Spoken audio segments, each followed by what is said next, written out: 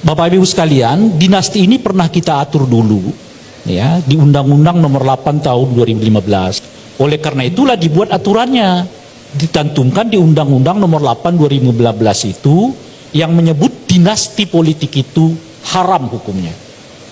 Apa yang disebut dinasti politik saat itu? Satu tingkat ke atas, satu tingkat ke samping kiri dan kanan, satu tingkat ke bawah. Artinya ayah, anak, ibu, saudara dan saudari, plus juga dengan istri semenda. Itu yang disebut dengan kategori dinasti politik setidaknya oleh Undang-Undang Nomor 8 2015 yang lalu. Tapi ini nggak cukup. Ada dua syarat yang lain. Dua syarat yang lain itu adalah bahwa salah satu dari cabang keluarga ini sedang menjabat di jabatan yang bersifat elected official. Gitu. Apakah ia bupati, apakah ia wali kota, gubernur, atau anggota DPRD, itu semua disebut dengan elected official kan. Yang ada eksekutif, legislatif gitu. Sementara ini syarat yang ketiga, saat yang bersamaan cabang kekuasaan ini juga ngincer jabatan-jabatan yang bersifat elected official gitu. Nah oleh karena itu Pak Jokowi dan yang dipraktekkannya sekarang ini per definisi ini adalah contoh paling sempurna yang disebut dengan dinasti politik itu. Kenapa?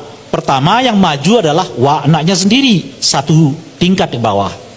Yang kedua Presiden Jokowi masih menjabat sebagai presiden. Dan yang ketiga anaknya mengincar jabatan yang bersifat elected official, yaitu calon wakil presiden gitu. Nah oleh karena itu kalau kita sebut Jokowi sedang membangun dinasti, per definisi undang-undang itu tepat gitu. Meskipun kemudian undang-undang ini dibatalkan oleh Mahkamah Konstitusi secara legal, tapi secara isu, secara ide kita pernah membuat definisi tentang apa yang disebut dengan dinasti politik. Maka dan oleh karena itu Ibu Mega dengan Puan nggak bisa disebut dinasti politik. Maka oleh karena itu Soekarno dengan Mega nggak bisa disebut dinasti politik. Hatta dengan anaknya nggak bisa disebut dinasti politik.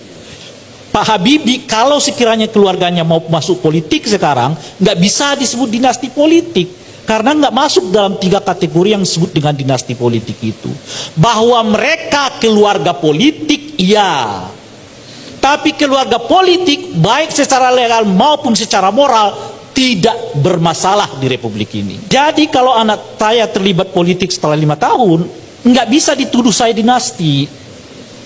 Tapi bahwa saya membuat keluarga politik, iya itu sama seperti keluarga olahraga, keluarga TNI, keluarga polisi. Nggak bisa dihadang orang untuk membentuk apa namanya itu, bentuk keluarganya sendiri. Kenapa ya dilarang ke politik? Karena politik itu jabatan publik. Makanya kalau ketua partai dengan ketua partai bukan dinasti politik. Nggak ada hubungannya itu dengan jabatan publik. Legal dalam pengertian legalistik. Dan nggak ada hukum yang melarang di kita itu. Lalu yang melarangnya apa? Yang melarangnya itu adalah cita-cita kebangsaan, kepentingan publik, dan oleh karena itu kategorinya moral, bukan bukan legal formal. Gitu. Nah kalau ada pewarisan kekuasaan tidak melalui pemilu, itu bukan lagi dinasti namanya. Apa namanya itu? Yaitu monarki. Kekuasaan diwariskan tidak melalui pemilu.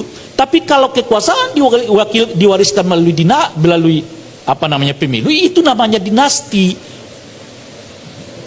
Nggak ada itu untungnya bagi bangsa ini, dinasti politik itu. Jadi kalau ada orang yang mengatakan dinasti demi kepentingan bangsa dan negara, itu omong kosong, nggak bisa dibuktikan secara faktual.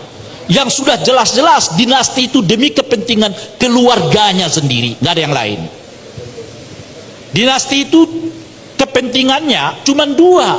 Pertama, bagaimana keluarga itu menguasai akses kekuasaan. Saat yang bersamaan, yaitu jual beli dengan para pemilik modal. Jadi kekuasaan yang di tangan keluarga diperjualbelikan dengan pemilik modal. Itulah yang kita sebut sebagai oligarki. terbatas kan. Di mana kita di tengah-tengah itu? Nggak ada Pak cerita tentang kita di tengah-tengah itu. Karena dia jual belinya dengan para pedagang, para pemilik modal. Kita yang nggak punya darah biru, kita yang nggak punya modal, wassalam. Tinggal di periferi aja, ke laut aja deh loh, kata anak BG sekarang ya kan, dan seterusnya. Dan oleh karena itulah Bapak sekalian, saya sangat tidak suka dengan dinasti. Ini karena Gibran milihnya Pak Prabowo, coba kalau milihnya Ganjar, nggak ada cerita kalau dia dengan Ganjar sekalipun, saya lawan.